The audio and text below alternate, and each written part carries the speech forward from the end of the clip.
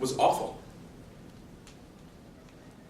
But it was not murder. It was an accident. On the night of September 24th, the three friends go out to celebrate a birthday. They go to a bar, order a few drinks, enjoy some dinner, and watch a pretty good show.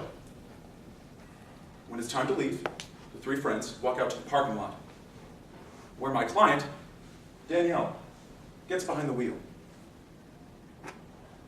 She knows getting into that driver's seat that she is in control because she knew her limits. She was responsible when she was drinking that night. So after getting in the driver's seat, turning on the ignition, pulling onto Canyon Road, it starts to rain. Not only does it start to rain, gentlemen, it starts to pour. But she stays focused. She's going to get her friends home safe. Not only does it start pouring, but there's no lighting on that road. Stop right there. She still stays focused. But then she approaches the curve in Canyon Road. You're going to hear a lot about that curve today. Just how dangerous the road that she was on that night. Holding that wheel firmly, she approaches that curve and a deer jumps out. Now, she's met with a decision at that point. Does she hold the steering wheel and run into the deer? Or does she avoid a certain accident by exiting the roadway? You're going to hear from an accident reconstructionist today, gentlemen, and she's going to tell you that that action was responsible, that that action was right. Opposing counsel got up here and just told you that there are three things, only three things, that you need to consider to convict a young woman of murder. Unfortunately, there are a lot more variables to take into this equation today. You're going to hear a lot about the conditions of the road that night.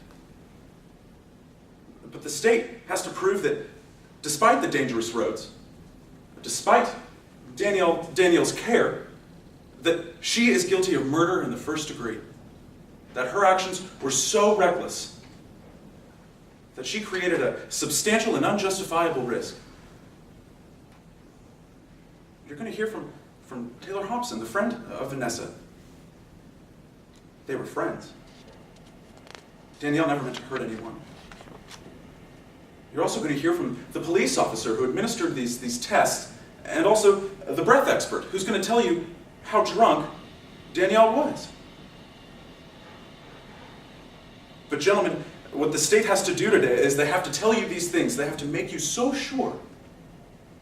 They had to have eliminated any reasonable doubt. Opposing counsel touched on it. But the reason their burden is so high is because they're trying to convict a woman of murder, the highest felony in our judicial system. Ladies and gentlemen, we expect that at the end of today's trial, you will have reason to doubt whether or not Danielle was drunk. You will have reason to doubt whether or not those field sobriety tests were accurate. You'll have reason to doubt whether or not that those breath tests were accurate. You'll even have reason to doubt what Danielle had to drink that night. It's these doubts that we expect will linger in your minds throughout this trial that will prevent the state from meeting their burden. At the end of today's trial, we expect you will agree that what happened to Vanessa was nothing short of a tragedy. But it was not murder. It was an accident.